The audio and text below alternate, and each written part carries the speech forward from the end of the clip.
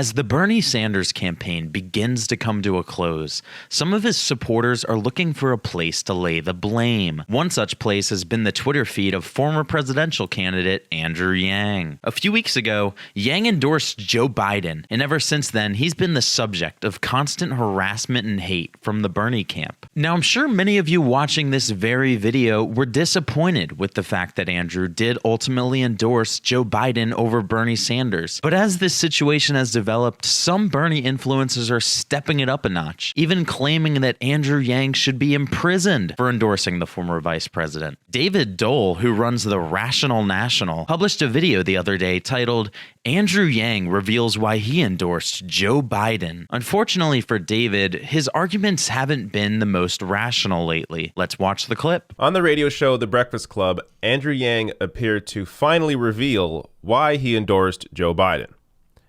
And there's an issue with this. So first, let me show you where I saw this news from Kimberly Nicole Foster here tweeting out, Andrew Yang is on The Breakfast Club saying Biden told him he'd have a cabinet position. We all knew that's why he endorsed. No, David, no, that is not why Andrew Yang endorsed Joe Biden. This is actually an unfortunate conspiracy theory being floated by the likes of Bernie supporters, such as the Young Turks, Cenk Uygur. It's the CNN effect. You want to fit in. And Kyle Kulinski. I understand that he's now, working at CNN, and so by definition, he's part of the club. In which they've made videos claiming that Yang sold out to the establishment and to the corporate media. You just didn't really care about the issues like I thought you did, and that's a damn shame. However, as most Andrew Yang supporters know, this is not why Yang endorsed Biden. Let's go back to a clip the morning after Andrew dropped out, in which he said he would endorse the Democratic nominee. I'm on the record saying I'm going to support whoever the Democratic nominee is. What about right I don't now, have though? any plans to endorse just yet. I'm already on the record saying I will support whoever the Democratic nominee is. And this process is very important for voters to make their voices heard and see what the direction of the party is. You see, Andrew always said from the beginning that he would endorse whoever ended up as the Democratic nominee. And on the night of March 10th, 2020, it became clear to him that Biden and not Sanders would be the candidate running against Trump. Where do you see the race right now? Where do you see this going for Joe Biden?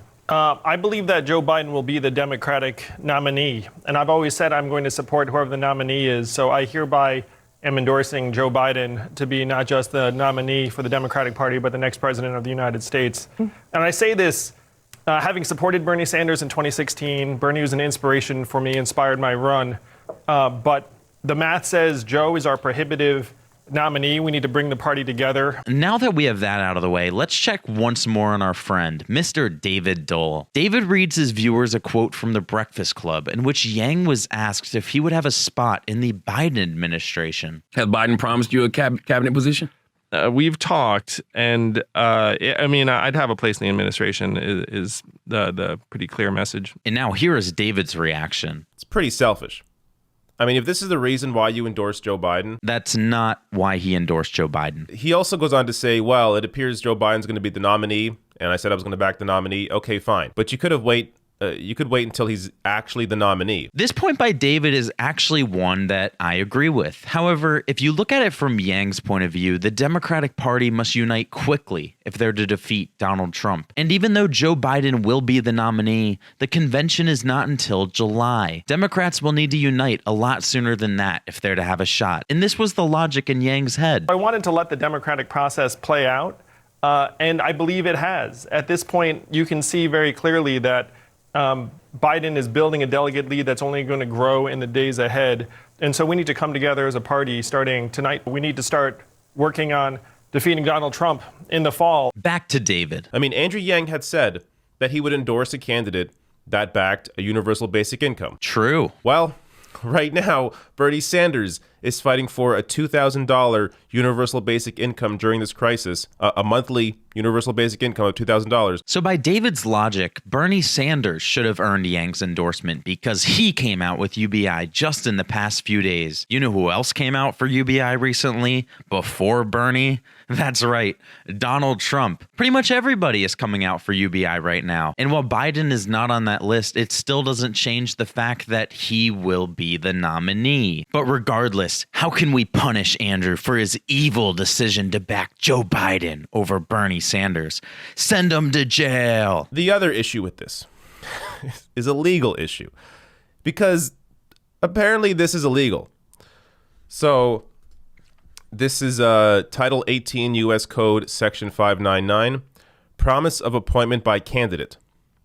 So whoever, being a candidate directly or indirectly, promise or pledging the appointment or the use of his influence or support for the appointment of any person to any public or private position or employment for the purpose of procuring support in his candidacy shall be fined under this title or imprisoned not more than 1 year or both, and if the violation was willful, shall be fined under this title or imprisoned not more than 2 years or both. So this is punishable for up to 2 years in prison. By this same logic, Bernie endorser AOC should be in jail, considering that Bernie said she would play an important role in the White House shortly after she endorsed him. If the senator is elected, would you work in a Sanders administration, a Sanders White House? You know, I always wake up every morning. Yes, you would. Well, I guess I know you asked. Now, if you're thinking, oh, but everyone, they all do this, right? They all do this.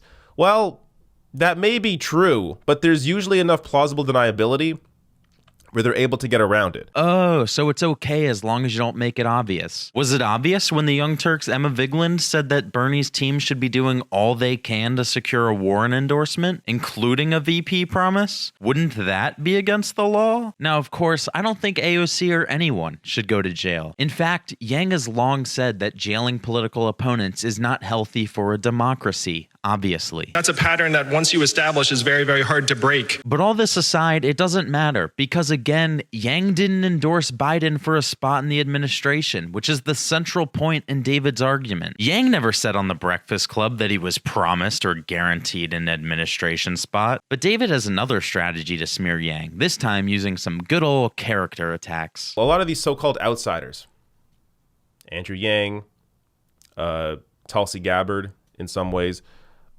these people have just sort of exposed themselves for being completely career-oriented and just making moves to help themselves. This is ridiculous. Andrew Yang gave up a successful nonprofit and a cozy life at home with his family just to run for president, get laughed at, get blacked out by the media. And Tulsi Gabbard, she bucked the entire DNC to endorse Bernie over Hillary in 2016, causing her to be castigated from the entire party, concluding with Hillary Clinton calling her a Russian asset last year. She's a favorite of the Russians. Perhaps there was a failure on Bernie Sanders' side for not being able to secure these endorsements. It's rumored that Tulsi Gabbard's own brother said in a now deleted Facebook post that Tulsi offered her endorsement to Bernie, and for whatever reason, Bernie refused. At least David does give Yang some credit for mainstreaming UBI and bringing new ideas to the table. I liked that Andrew Yang brought some of these issues to the table. I liked that he brought up UBI and that became a topic of conversation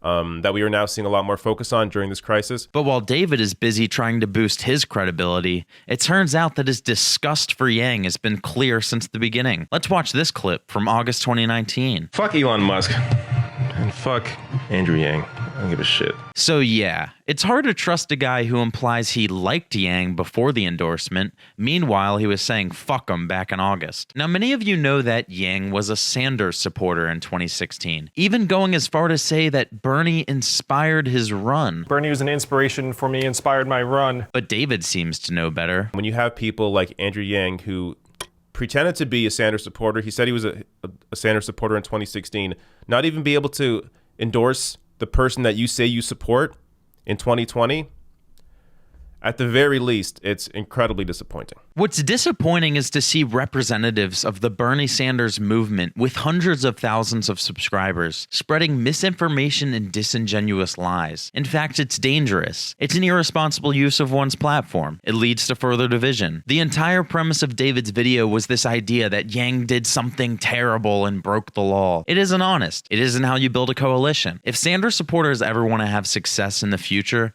they should reevaluate how they treat other candidates and the supporters of those candidates. The current, if you disagree with me, you're evil and have some evil motive attitude, alienates and turns off the same voters that are needed to win. It's not a winning recipe. Put the money in our hands. Put the money in our hands. Put the money in our hands. Put the money in our hands. Can we afford it? Yes. Will it cause inflation? No. Is it awesome? Yes. Is anyone trying to make it happen? Yeah, that guy.